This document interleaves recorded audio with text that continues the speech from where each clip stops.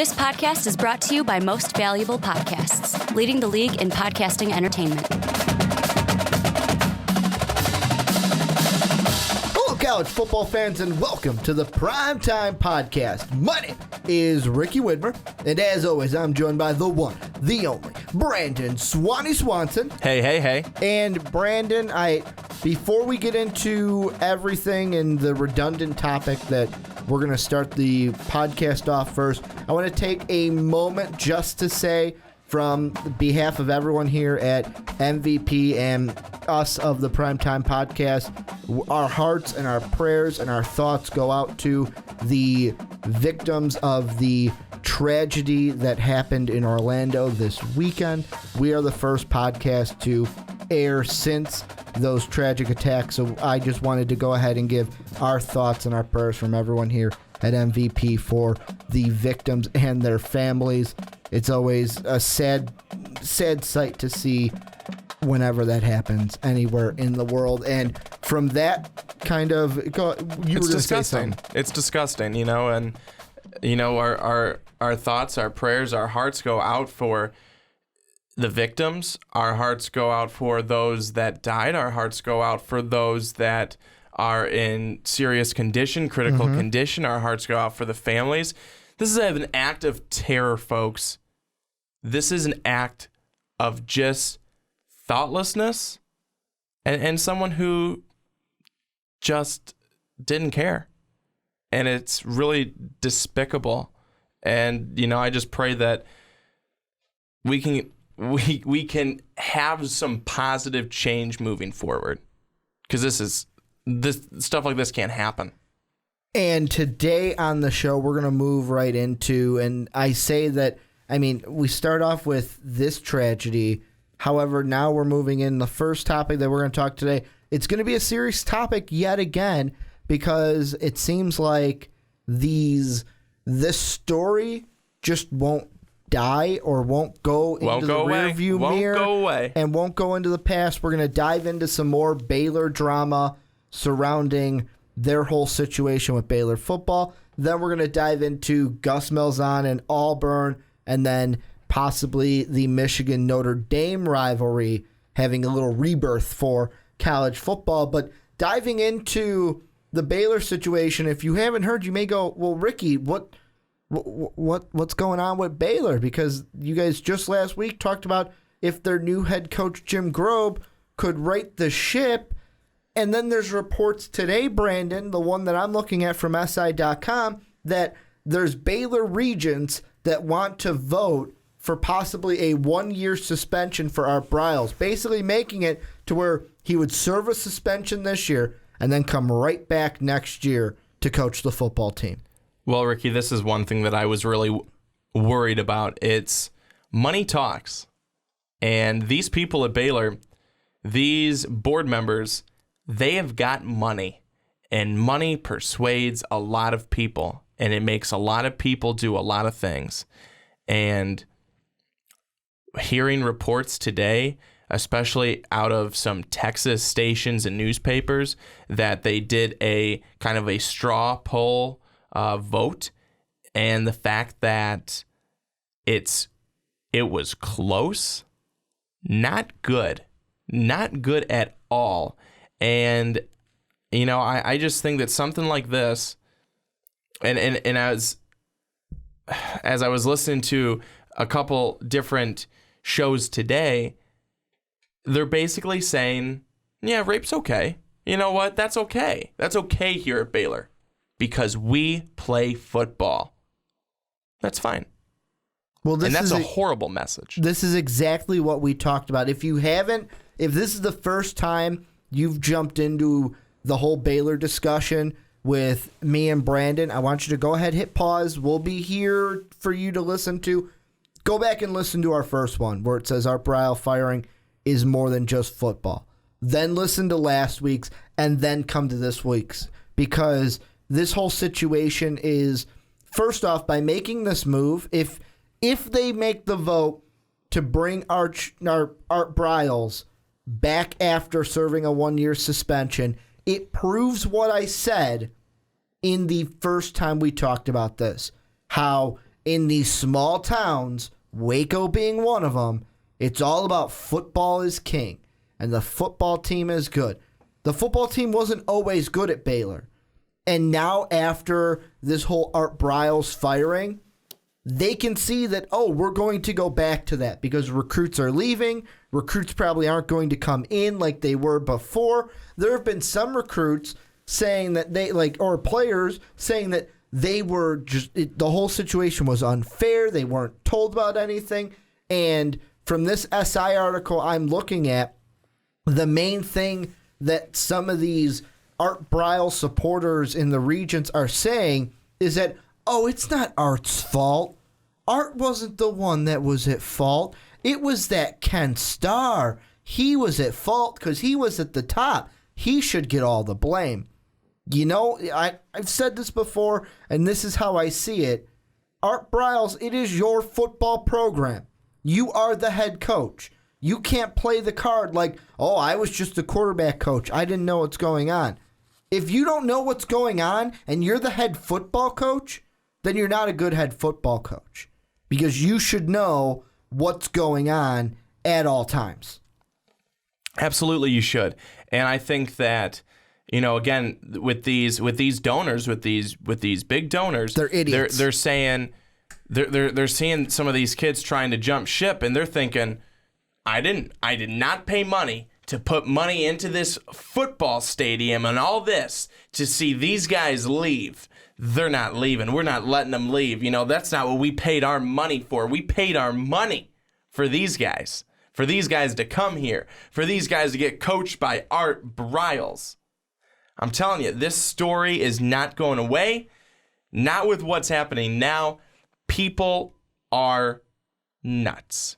And for the fact that they're able to overlook, and this group, and the way they're talking about it sounds like a small group of people that are coming to the defense of someone who did something wrong, but they're coming to his defense and overlooking the bigger issue of sexual assault, of rape, of all those things. And you're saying all that is going to be okay. That's okay. Because football. That's what they're saying. That's exactly what they're saying. That is, I'm almost speechless. I thought that is what they're giving off. That is the sense that they're giving off, that football is above all. Football in Texas is above the law. Football in Texas is above everything else. And if you play football, that's going to protect you. I thought we were headed past this. I thought that, like, last week after me and you talked about Jim Grobe and is he the one that can right the ship, I seriously thought, okay, maybe this is, okay, we're putting it in the rearview mirror. Baylor football's moving forward. And what my biggest hope of this is that this is just a few donors causing a stink, and then the majority of them saying, fine, we'll have a revote. But it's kind of one of those things where it's like, we're going to have a revote, but we all know that the outcome of this revote is going to be the same thing. We are just having a revote to shut you the fuck up and make you happy. That's what I hope this is. And I kind of feel like I'm looking at a USA Today source where they say, and I quote, WFAA TV in Dallas cited an unnamed large Baylor donor as saying that boosters are not calling for Briles to be reinstated, but for him to have a chance to offer a defense to the Board of Regents. The notion that donors would cease contributions to the universities, the donor told the TV stations, is a load of crap. And here's my response to that. You don't get a fucking defense. I know that you can't say, well, Ricky, how do you say that? Because our country is built off of you do a crime and it's innocent until proven guilty. With this situation, when you are the one at fault and there are the victims on the other side, you do not get a defense here. Because the way I see it, it's kind of like, I think of it in the education standpoint, because I used to be a teacher. If a teacher can't control her classroom and can't control his or her students, what's the school going to do? They're probably going to get rid of that teacher. Am I right? Am I right, Brandon? Yeah. I said Brandon. I meant Brandine. I mean Brandon. That's how this is getting me frustrated. I can't even say your name right. He had one job. His main job, contain order on that football team. Of course, there are going to be times when you don't know exactly what your kids, and I'm going to say it's his kids because that's how I see it, his football kids are doing. It's kind of like being a parent. I know I'm not a parent, but I think of my parents. Did my parents know what I was doing every waking moment of the day, like when I went out with my friends? No. But what they did was they instilled the kind of values and morality in me to make good choices. And that extends to the football family. The head coach is the Papa Bear. He's got to make sure that he is making sure that his players have the knowledge, have the kind of values set on from this football family to make the right choices when they leave that football field. And that obviously did not happen. That did not happen, and they need to get somebody in there. Maybe Jim Grobe is the guy. They need to get somebody in there that is going to treat this football family like a family and make sure these kids know that you got to have these set of values, not just to be a good football player, but to be a good person. And Bob Simpson, a co-owner of the Texas Rangers and a Baylor donor, who's got their name on the Simpson Athletics and Academic Center on the Waco campus, told the Dallas Morning News in reference to whether a meeting had been scheduled or will take place to talk about Briles coming back or a vote happening to have him come back. He said, quote, "We don't know yet. We'd like to see that," end quote. This is a co-owner of the Texas Rangers, folks. Can I ask you a question? You can ask away. I have said my thoughts on this from the beginning have been the exact same as Colin Cowherd of FS1. This is what the death penalty was made for. Situations like we have at Baylor. I'm going to ask you this because this whole time you've been saying that Baylor doesn't deserve the death penalty. If they vote and they vote to bring Briles back after a 1-year suspension, does that change your mind? Would you then say fucking death penalty? Then they're asking for it. Then they're asking for it. Because if you aren't even going to take the steps to right the wrongs, I mean, come on, people. We've seen it. We've seen the email where they highlight the people who from that girl, she sent, "I was raped at Baylor." Art Briles' name was on there. He saw it. So was Ken Starr's. Ken Starr was on there. He saw. Did he say? Did I see that? As he turns to his his PR. His and PR. then, Did I? What do I say? And then she brings him back and all right, has you know to what? tell him. You forgot what I said. I got to take it back now. And then he answers it and looks right at her. Is that good? That's what I was supposed to say. I don't know. Don't ask me. Ask her. The guy's just an idiot. Just dumb. But I think that if you're not going to right the wrongs, you don't. It's almost like you don't deserve it. Then I mean, so you've started to take the steps. You had started to take the steps. If you bring Briles back and you just say, you know what, we're just going to call it a suspension. 1-year suspension. That's a slap on the wrist. And then he'll be back. Because we can't lose Art. Art is our future. Art is Baylor football. Can't lose Art. You're going to lose a lot more respect from a lot of people.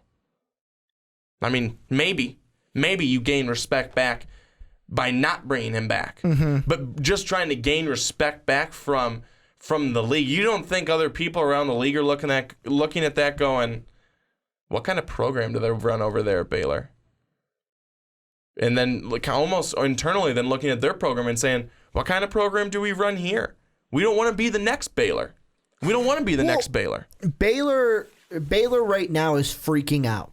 And there's a part of me that says I can understand the freak out part from the donors because it's your money. You just bought the stadium. Well, basically, you bought the stadium because you gave all the money. And there are different teams, 3 that come to my mind, that you can look at and kind of see where they've been.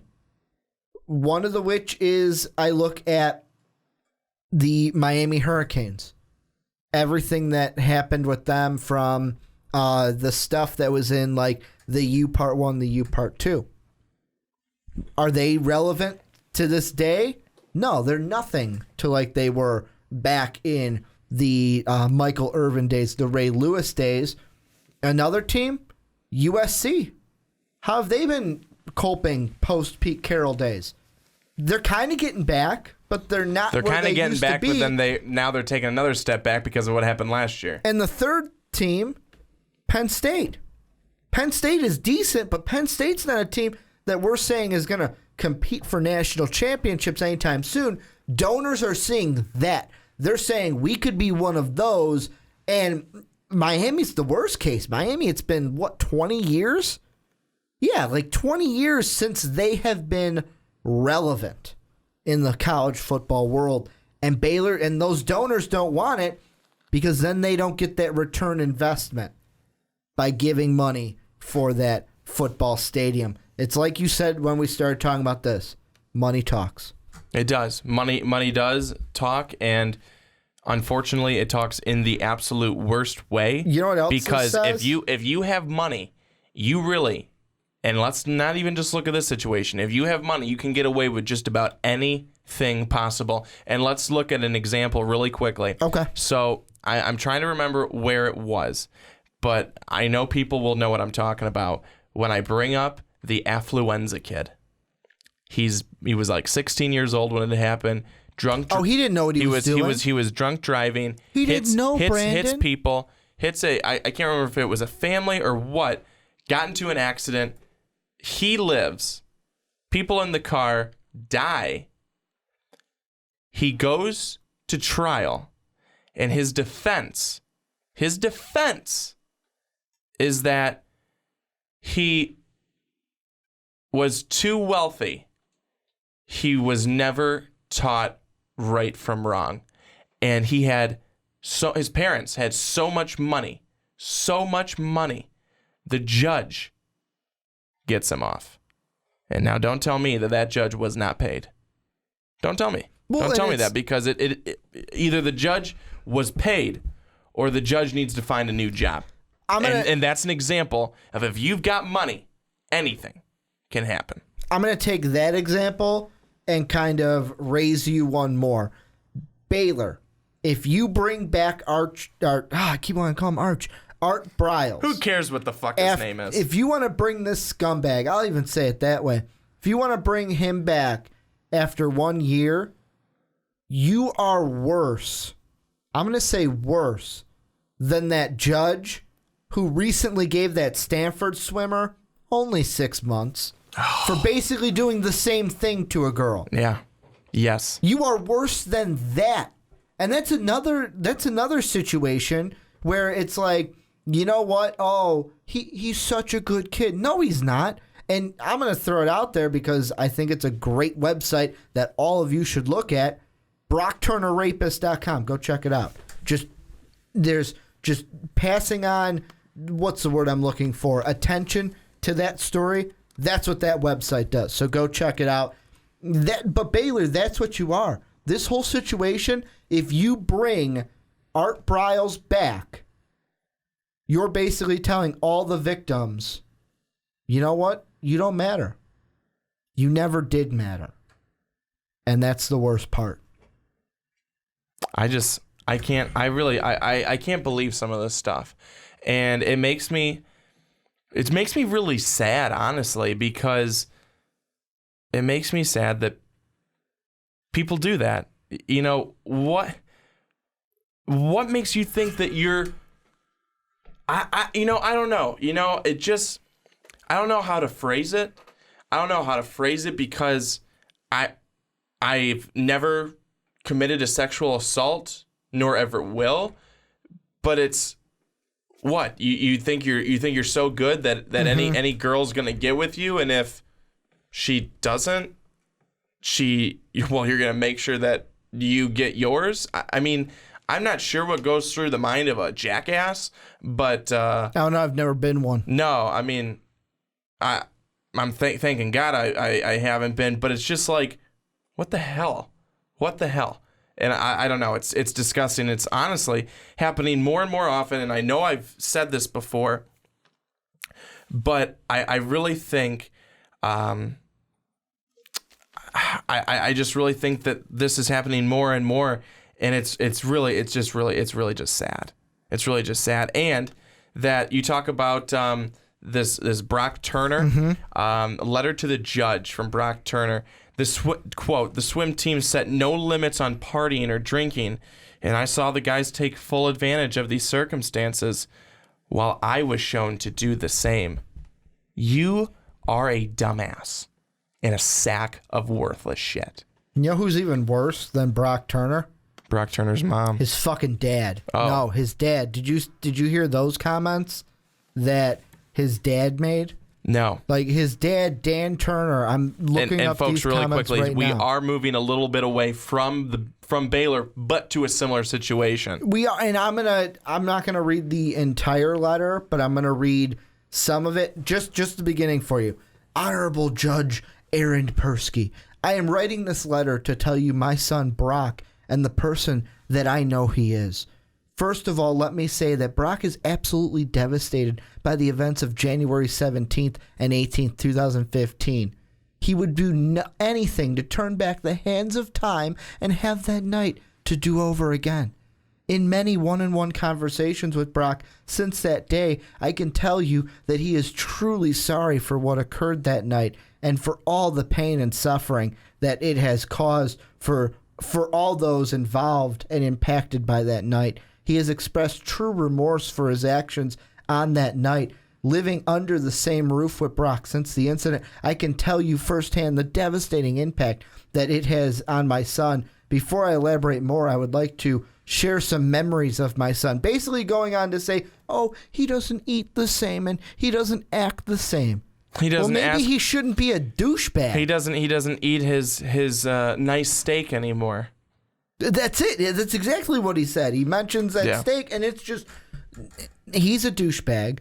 The F1's the team that you brought up, douchebag. And if these fucking donors, I'm bringing it full circle now, bring back Art Briles, they're even worse than all of them.